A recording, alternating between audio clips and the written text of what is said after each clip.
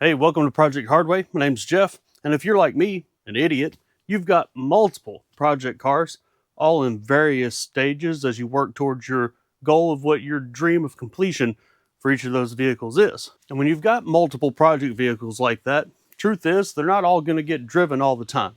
But it's a good practice that at least once a month, the ones that do run and drive, you start them up, get them warmed up, and at least take them to the end of the street just to keep everything moving like it should. That way, you know, not only your engine and transmission still work, but everything in the chassis is still freed up and loosened up like it should be. It's not good for your bearings and bushings and things like that to sit in the same position for years at a time, because then they'll, go bad, seize up, dry rot, whatever you want to say about them.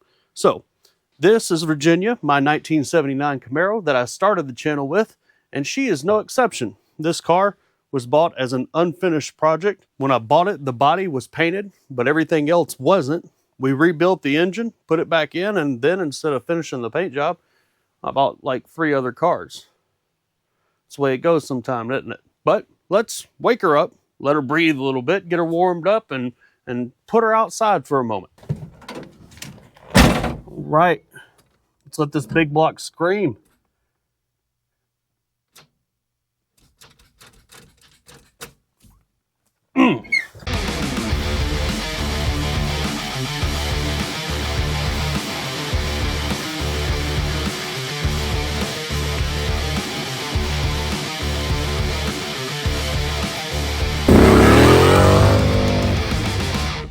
Well, obviously, that's not the sound you want to hear when you go to start up your hot rod. What gives? Well, first thing you'd say is, okay, car sits around, battery's probably dead. But the voltmeter, it says otherwise. We're sitting at a steady 12.4 volts. That should be more than enough to turn this engine over. The starter hits, you hear a click, but it doesn't turn, so uh-oh. So if your battery's good and you just hit your starter and all you get is a click, well, every car guy's greatest fear just climbed into their heart and their mind. And that's, is this engine locked up?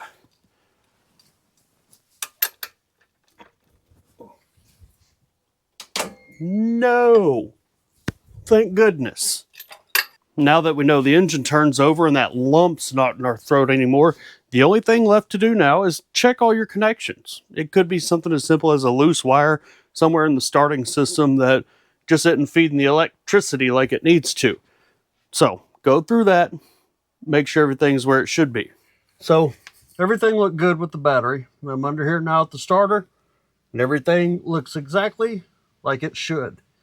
That means there's something wrong with the starter. It's got to come out. So now I got the starter out of the car, and you're probably thinking to yourself, next thing, well, buy another one, you rich motherfucker. Problem is that this starter is practically brand new. And if you can't tell, it's not a parts store starter. That's a Powermaster excess torque. It's a high torque mini starter. It's clockable so that you can position it where you need it to be, to make clearance for headers and things like that, which is good for our car because it's got long tubes on it. But it's also about $250. And it's getting close to Christmas time, and I think if a Summit Racing box showed up on my front porch right now, my wife might murder me. Luckily, these things are serviceable. So first, we'll do a little test. We'll go hook up the jumper cables to the little car and to this thing and see what happens when we hit it not attached to anything. All right, so I've got my ground wire hooked up to the body of the starter. Now I'm just going to take the positive and jump it across the battery and ignition contacts on the solenoid, and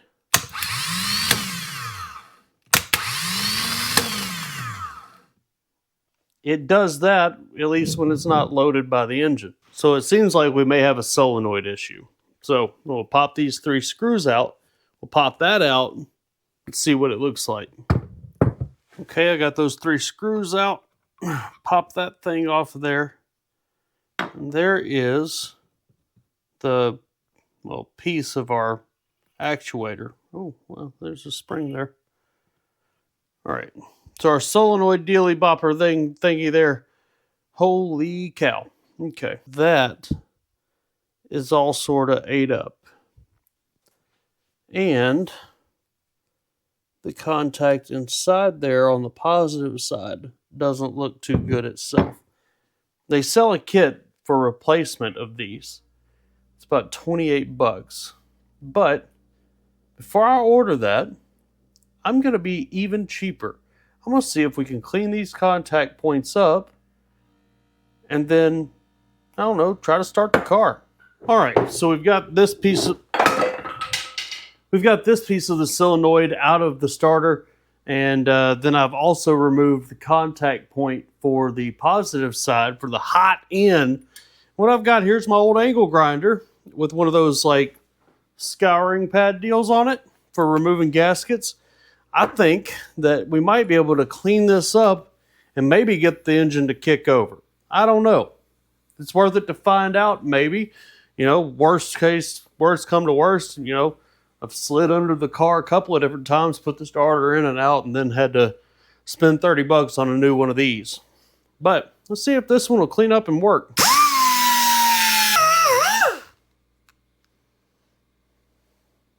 Oh yeah. See, look. See how one side of that's all nice and clean? That might start a car right there. It's starting to get warm.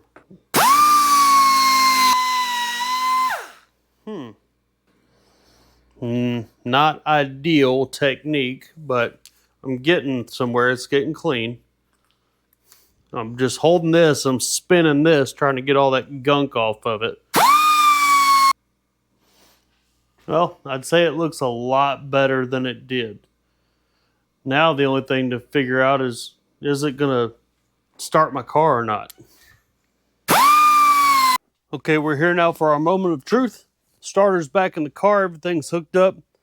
Did just cleaning those contact points make a difference? Ignition on. Woo-hoo-hoo-hoo-hoo! Like it never had an issue at all. All right, it's been a while since this engine's run, so we got to get some fuel up into the bowls. If there's even any gas in the tank, let's see if we can get her to fire off.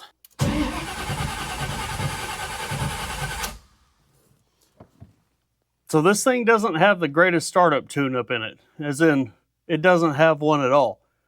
And that's probably what got this starter in this condition in the first place, is sitting on that starter for too long trying to get this thing to pump and crank. So spurts. We'll try to be patient.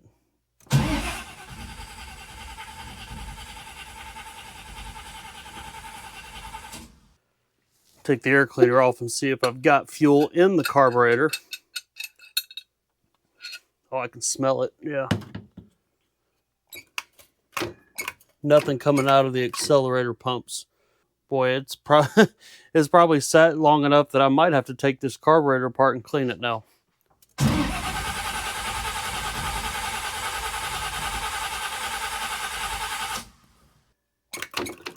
Bone dry. Pop one of the sight screws out for the float bowl real quick. See if there's gas in the bowl. Nothing coming out. Well, we can ruin the starter some more and just sit on it. I don't have any gas in a jug. It got used last bit for my lawnmower. All right. Do got a little bit of two-stroke fuel for the weed whacker. Just a little sip, something to make it kick. Ho ho ho! Oh, so I just hit the accelerator pump and I saw some fuel squirt out of it, but it was very yellow. But I bet it's still flammable.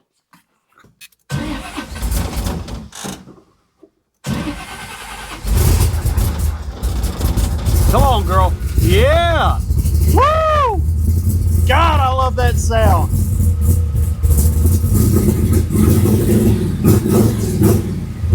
Yes!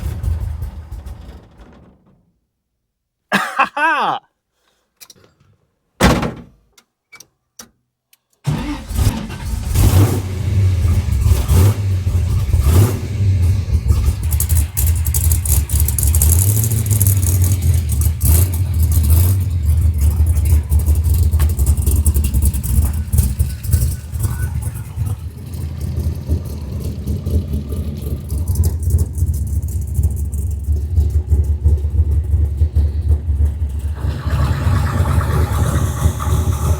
I absolutely love that sound. And I'm so glad now that I can hear it whenever I feel like, for the most part, as long as it doesn't make everybody in the neighborhood mad, starting with my wife. And, you know, that might just be the drive I need to finish this thing up one day and see what it'll do besides run around the neighborhood and back. But we'll have to wait till another time for that. In the meantime, thanks for watching. Remember, sometimes gotta do stuff the hard way. Might save you $1.